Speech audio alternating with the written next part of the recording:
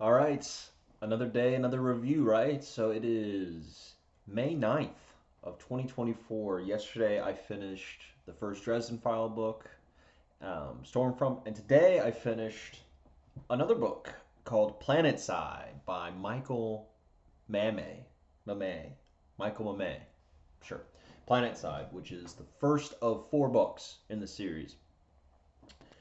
And my God, what what an exciting book. What a great read. I had such a blast. It might be it might be one of my favorite reads that I've ever had, honestly. It was I was looking for a mystery in space, right? And that's what I looked for, and I tried to find a couple reviews, not reviews, recommendations, let's say, online, Goodreads, then, Reddit forum pops up when I look up questions, so that's the only time I ever go on Reddit, is that. But some very awesome person described Planetside that way. And so I read that it was written by a former military officer who served, who went on deployment, saw action, and also went to the military academy. So a solid officer, right? Good credentials. Anyways, then I saw it's in space, and myself being, I have been on and I've deployed on submarines for a few years, and I've been in the military for 7 now. So I wanted to dip my toe into some military sci-fi, which I know is this great big branch of sci-fi. It's like a secondary branch, a lesser branch, maybe a smaller branch. There we go, off of sci-fi than something else. And when I was looking at potentials to read, I saw that Ender's Game was on there, that like the first one, and I having read it, I understand it obviously, but it doesn't it feels a little bit, but it's more like a battle school and very light on the military kind of stuff. Even if you've read it, you'll know what I'm talking about. It's military. There's rank. There's tunes. There's formations. There's things like this. That's cool, but nothing too military sci-fi is what it feels to me, having served. This, however, so I wanted something more. This, however, definitely felt that way. Definitely felt like it was written by someone in the military, and it was about the military, and things felt real. And having seen, let's say, the a Star Wars movie like the what was it? It was the Last Jedi, something like that, and then just other modern or not so modern pieces of literature where people don't subordinates don't act correctly or appropriately um, to officers or to COs, and COs and officers don't act responsibly or correctly or realistically to their subordinates, right? To enlisted and non-enlisted. There's a delicate dance there that needs to be correct and realistic to feel correct. And that's what I was looking for, is something real, even set in a exciting sci-fi universe. And that's what I got here. And it was a short read, like 265 pages, I think is what it says. Hold on, I have the Amazon thing here. 265 pages. So even shorter than my usual reads, right? Where palette cleansers are around like 400 to 500 pages. This was even shorter, so I was like, all right, cool, let's try it.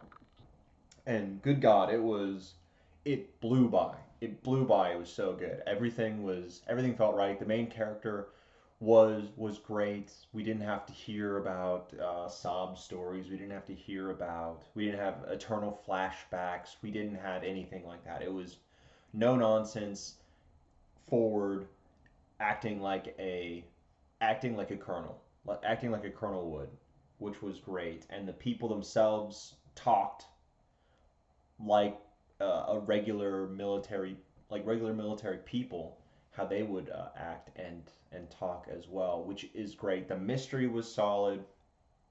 Um, it wasn't too preposterous, and it wasn't too too preposterous or too simple for me not to care or for me to guess immediately. I was definitely onto something, but I didn't get the whole picture, right? But once that picture came in, and this is where spoilers come in, I usually don't mention spoilers or a spoiler warning, but I will here. This, I believe, did Ender's Game, but better, which is very high praise, super high praise. And that's with, and this was a deliberate flip on the head of Ender's Game, where Ender, as I'm sure everyone is mostly aware, again, big spoiler for the first book of Ender's Game, the book Ender's Game, but of the Ender saga, is Ender is tricked into blowing up, well, killing first a whole bunch of aliens and fighting them in their fleets and besting them, but then genociding their final, like their planet and everyone around it, and killing, as he thought, like the race forever of buggers, of formics, right? And he did not know it. He was just in a game, as he thought, but when he found out, it was devastating.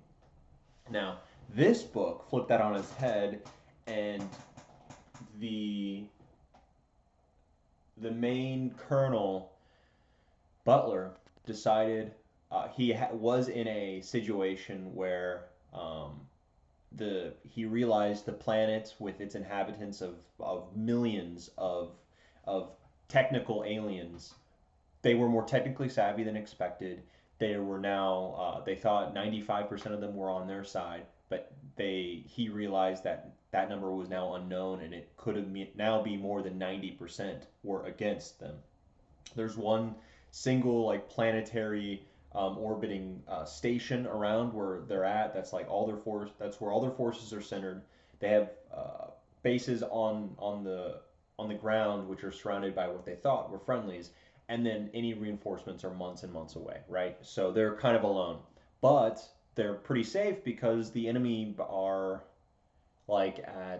below, as we see our level of right now, our level of technology. They can fly in the atmosphere. They've got, villages and things, and but they don't have, and we've given them a few weapons, but they don't have the capabilities that we think that they do, which they end up having, which end up being like planet killer, weapons, which they are making, and they might have in the mines underground, um, which could then endanger not only the people on the ground, but not, and the spaceport, and if they get out with ships, literally any planet, any human inhabited planet. So he had to make the hard call, and he made it fast, which is, it's us or them. I don't have time to figure this one out, because in any kind of situation, and as anyone, with an idea of battle or tactics, you need to make these decisions with a split second. You don't have the time to think, oh, well, what are the consequences of making this action versus this action? What's the likelihood here and there? You can do that to a certain extent, but with a split second, with billions of lives on the line, you have to choose, and that's what this colonel does. It's very realistic, and he definitely says that there are right choices, and there are wrong choices, but at the end of the day, I'm making the right choices for the human race. And he absolutely launches planet killers towards the planet to murder millions, millions at least, before a genocide, before they can do anything.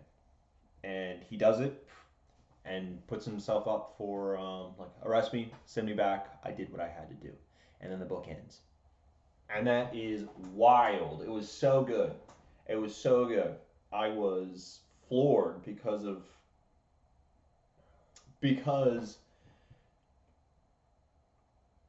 it was perfectly reasonable, and in his position, I very well probably would have done the same. 100%. 100%. And it's laid out like that. And yes, you're like, all right, well, there are innocents down there, and we attacked their planet, right? We attacked their planet. We are the invaders, the humans, right? So it is unfair, completely unfair. If we were invaded by aliens, we'd 100% want to kick these aliens off, fight back with everything we have, take their weapons, and use it against them. 100%. I fully understand that, and so did Butler, and he mentioned it. But at the end of the day, it's us or them, and he went for the for the planet killing weapons. Yeah, it was. I believe like as I'm thinking now, it's like a perfect book. Uh, just fantastic. It was quick, dirty, brutal, action packed, and just such a solid read, such a great read. And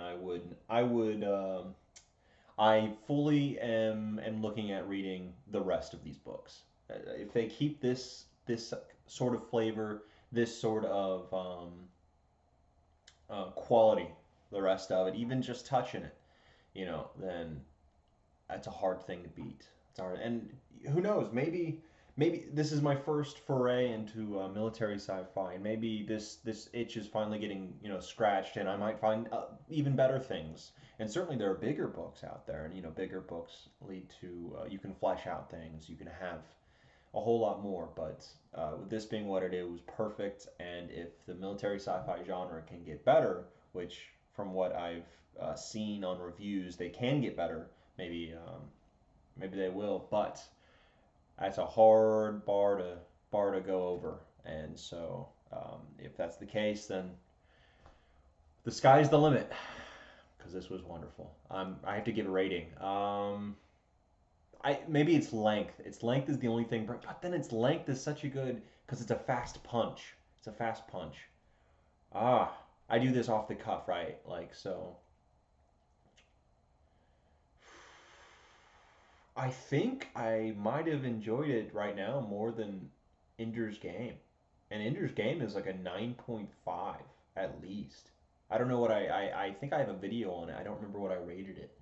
I don't know if it's on the channel yet either, but it in my mind right now, thinking about Ender's Game, it's like a 9.5 out of 10 at least.